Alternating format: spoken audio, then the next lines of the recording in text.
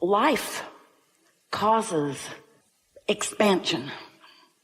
And in the moment of the launching, which often comes from a contrasting moment, you're nowhere near what you're asking for. In fact, if someone said, "What do you want?" you would be more likely to explain what just went wrong than you would what you want. So that's all right. That's the process that you planned on when you came into this time and space for the purpose of being inspired to your personal preferences. And we want so much for you to hear that. Your personal preferences matter, but unless you are standing in a place of worthy feeling expectation, then there's often a gap, a vibrational gap between the contrast you just lived and your knowing what you do not want for sure, and your launching of a clear rocket of desire that you're more detached from than connected to at first.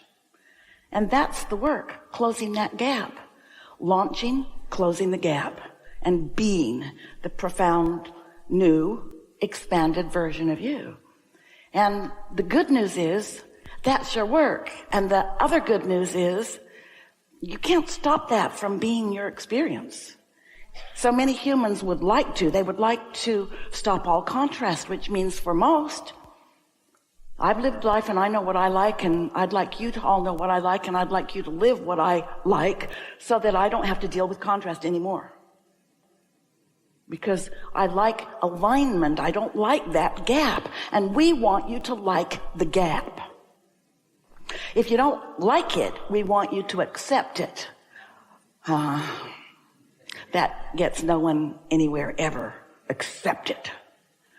But when you don't have a choice, you're more likely to do it. And haven't you noticed, someone said the other day on a broadcast, she wasn't exactly complaining. She was just sort of stating the facts of her observation. I'm doing the work, and she is, and she's doing good at it. But it seems like I just do another process and soothe myself, and another process and soothe myself, and another process and soothe myself. And is there ever going to be a time that I don't have to do that work? No. That's the work. So there's something about accepting it not as something that I have to do, but something that is of value to do, and something that is fun to do, and something that, when I get my hands in that clay, is so satisfying.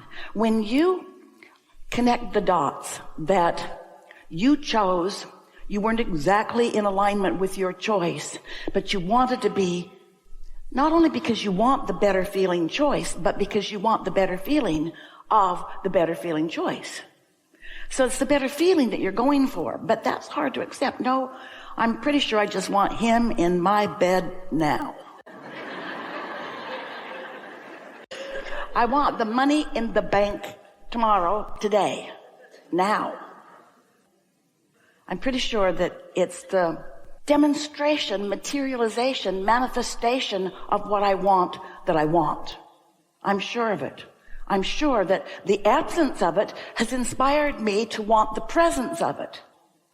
So Abraham, please don't give me that gobbledygook about feeling better anyway. And we say, we want you to feel better anyway. You're conditioned to this physical manifestation because, well, for a number of reasons, you're really good at it.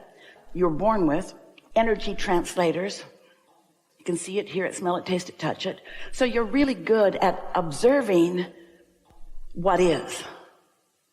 And if what you're observing of what is pleasing to you, then it feels good in the observing of it. But if you get hooked on needing to observe something that causes you to feel good, then you get demanding, like so many people on your planet, where you're just demanding that people stand on their heads, that they give up what they want, that they completely disregard their own self-interest, which everyone is born with, and somehow find a way to comply with your self-interest. And that is not ever going to happen. You don't want that to happen. You think you want that to happen. That's harmony. No, that's not. That's one note, and it's boring. Harmony is a lot of notes playing, and you tuning yourself to pick from among the notes that are playing to activate within your point of attraction the vibration that attracts the harmony from the masses, from the most, from the all.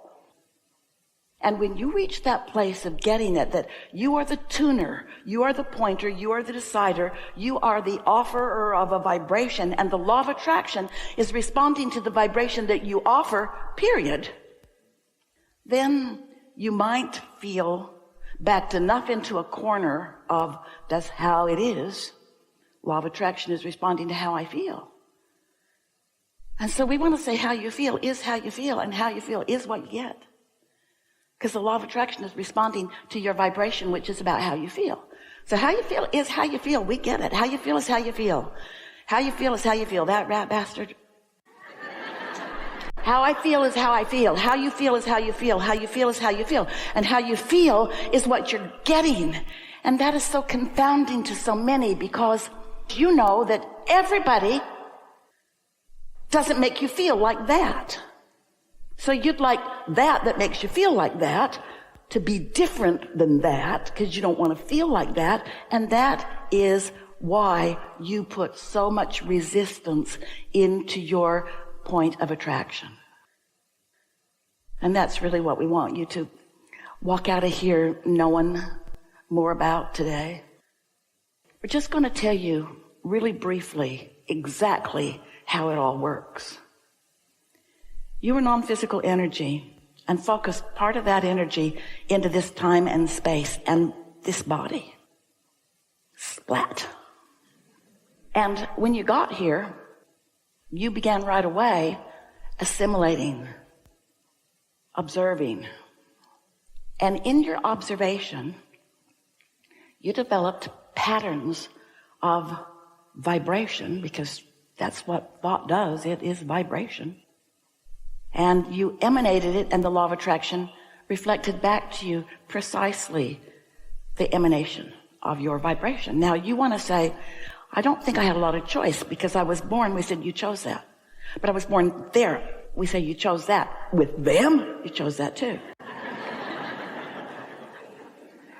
And rather than spending the rest of your life trying to explain to you why, we just want to say, you chose that because you knew that that position could be completely and continually, and would be completely and continually modified to match the new decisions that you were making because of your worthy and blessed opportunity to explore and decide for yourself.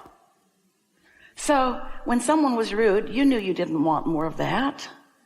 You wanted niceness. When you are rude, you know you don't want that. You know how that feels.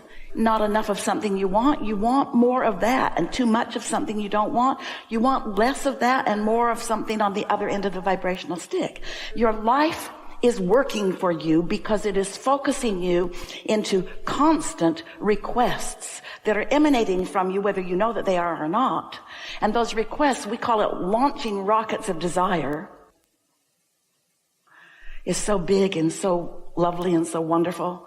Because as you launch that rocket, one by one by one by one, as you launch those rockets, the inner being part of you that was you before you knew you, who still remains non-physically focused, embraces the new decision that you've made and gives that non-resisted, not divided attention. Now, that doesn't feel very exciting to you, because you can't observe it, you can't see it, hear it, smell it, taste it, touch it, but you could be aware of it.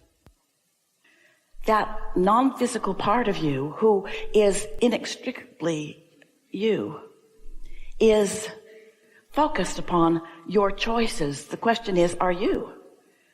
Are you focused upon the choice that life evoked from you?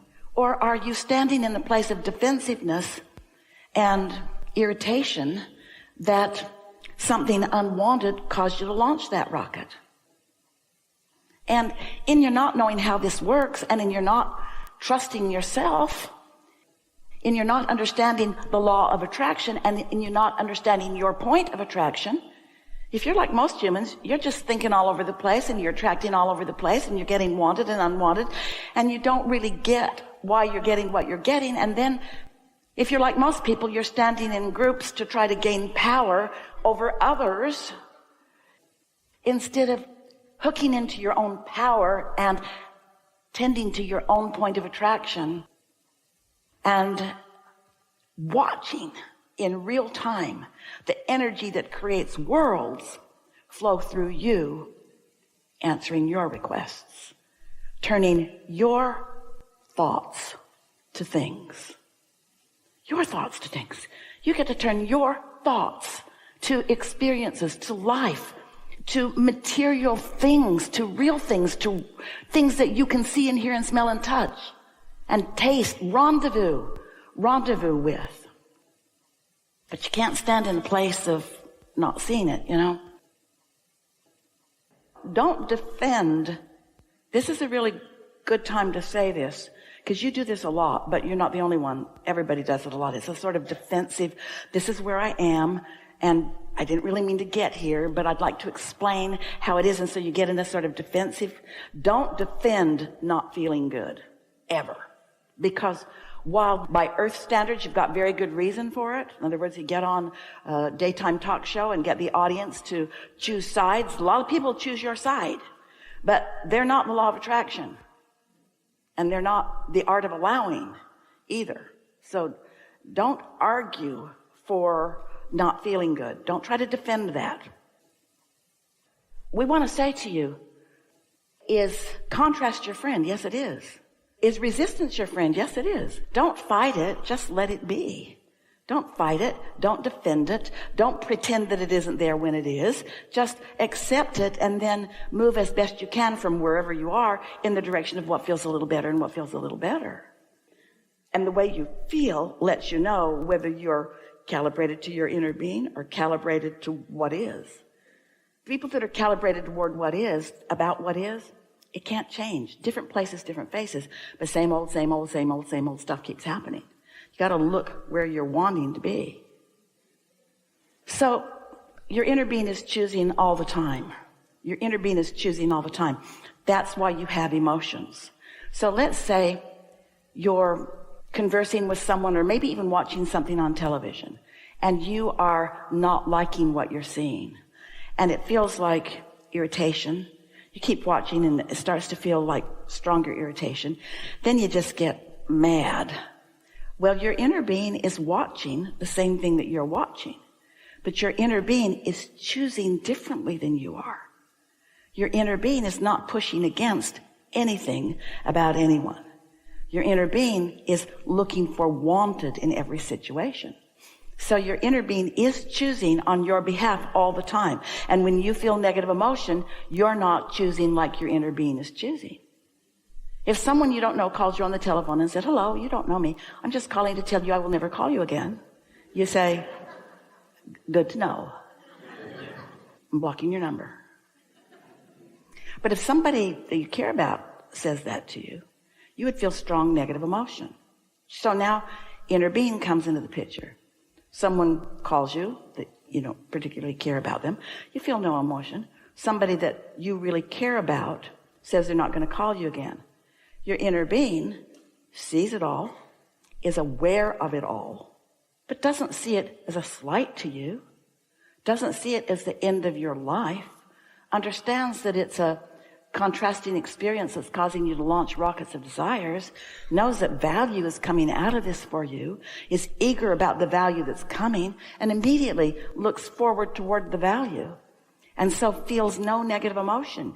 And if you're looking at it differently, then you're not looking where your inner being has chosen.